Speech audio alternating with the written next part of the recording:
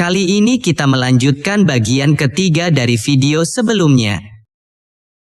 Jangan lupa subscribe untuk mengikuti channel kami. Terima kasih pemirsa. Marx mengambil dialektika Hegel dan menerapkannya pada sejarah sistem ekonomi. Alasannya Marx mengakui keberadaan kelas yang berkuasa dan mengeksploitasi dalam sejarah. Penerapan tersebut mengarah pada salah satu kesimpulan filsafat yang paling terkenal, semua peradaban sebelumnya dan sampai saat ini adalah sejarah perjuangan kelas. Karl Marx menyaksikan perbudakan awal, feodalisme, dan pertempuran internal kapitalisme, yang tak terhindarkan berpotensi mengakibatkan berakhirnya ideologi tersebut. Karl Marx, di sisi lain, percaya bahwa masyarakat berkembang melalui dialektika dan mendukung paradigma persatuan bebas. Versi berikutnya dari filosofinya sering disalah-artikan maknanya, yang merupakan tragedi. Beberapa pemimpin mengubahnya menjadi dogmatisme dan otoritarianisme, yang sepenuhnya menghancurkan basis intelektual Karl Marx. Pemusatan kekuasaan dan keyakinan ideologis yang ketat seringkali merupakan upaya keras untuk menyelamatkan kemenangan revolusi atau yang baru berkembang. Gagasan Machiavelli bahwa tujuan membenarkan segala cara dalam membantu revolusi bertentangan dengan pernyataan Marx bahwa persetujuan adalah fondasi utama organisasi sosial atau ormas. Setelah kematian Marx pada tanggal 14 Maret tahun 1883, upaya untuk membangun negara komunis yang orang lihat akhirnya malah menyimpang dari asumsi konseptual fundamental Marx. Karyanya disalahartikan dan disalahgunakan ketika konsepnya tidak sepenuhnya ditinggalkan.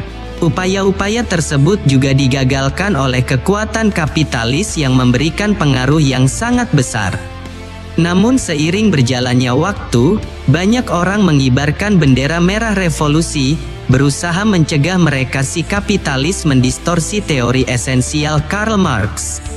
Saat ini, banyak orang di seluruh dunia terus menentang prinsip demokrasi dan kerjasama Marxis. Banyak yang telah memperkuat dan memperluas prinsip dalam teori kebebasan dari keterasingan dan eksploitasi. Mudah ditebak bahwa Karl Marx sendiri akan mengecam keras rezim yang mengaku komunis. Presidensial primary di Amerika Serikat mengingat tingkat ketimpangan dan perpecahan sosial saat itu, pencarian struktur ekonomi yang lebih baik telah menimbulkan keraguan baru pada Marx dan sosialisme. Bernie Sanders, seorang sosialis yang menggambarkan dirinya sendiri, tidak hanya dapat mempertahankan tempatnya di pemilihan pendahuluan presiden atau presidensial primary di Amerika Serikat, tetapi ia juga dapat memenangkan seluruh negara bagian. Sanders bukanlah seorang Marxis, tetapi sikap terbukanya terhadap sosialisme menandakan perubahan besar dalam lanskap politik. Dunia telah berubah secara signifikan. Marx dan sosialisme, setidaknya menurut pandangan mayoritas orang Amerika, perlu dikaji ulang dan dipertimbangkan.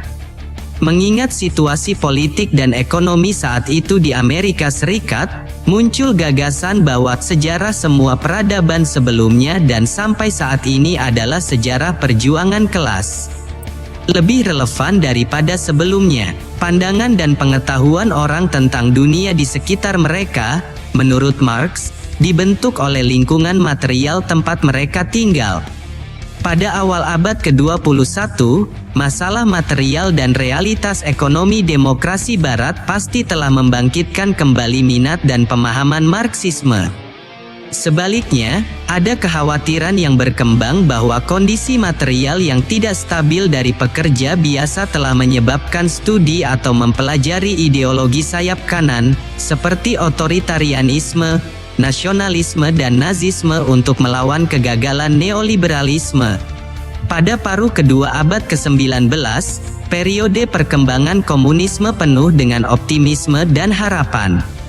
Dengan diluncurkannya Manifesto dan Das Kapital, Komunisme telah bergeser dari visi kediktatoran proletar, dari pekerja yang diberdayakan dan ekspresi demokrasi yang sesungguhnya dari orang-orang yang terkait secara publik ke konsentrasi kekuasaan atau sentralisasi kekuasaan yang diwujudkan oleh orang-orang denominasi, partai-partai tertentu atau tunggal, atau komite-komite pusat. Sosialisme bukan lagi istilah yang buruk, karena berkat tumbuhnya otoritarianisme sayap kanan.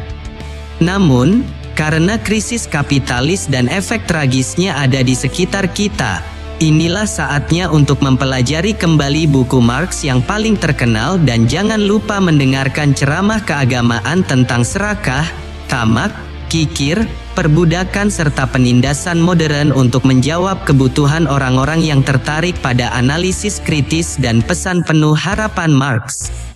Marx dan sosialisme diperkenalkan kembali sebagai kelompok reaksioner selama zaman kediktatoran reaksioner, dengan tujuan untuk membebaskan diri dari basis kolonialisme, imperialisme, dan kapitalisme. Di zaman pasca kebenaran, berita palsu, serta meningkatnya ketidaksetaraan dan kerusakan lingkungan, maka memungkinkan untuk mencari alternatif. Sehingga dalam bidang penelitian tersebut, Marx memiliki banyak kontribusi. Apakah pertarungan tersebut sudah berakhir, atau akankah itu tercatat dalam sejarah? Akankah Adam Smith dikalahkan oleh Karl Marx? Bisakah kita menemukan metode baru untuk menyatukan perbedaan politik dan ekonomi misalnya di Amerika, Eropa, Asia? Bagaimana sejarah perkembangan ekonomi abad ke-21? Kita akan mengetahuinya cepat atau lambat. Pada saat yang sama, kita semua terlibat dalam peristiwa bersejarah. Semoga seri video ini membantu kita bagaimana memahami dan memandu tindakan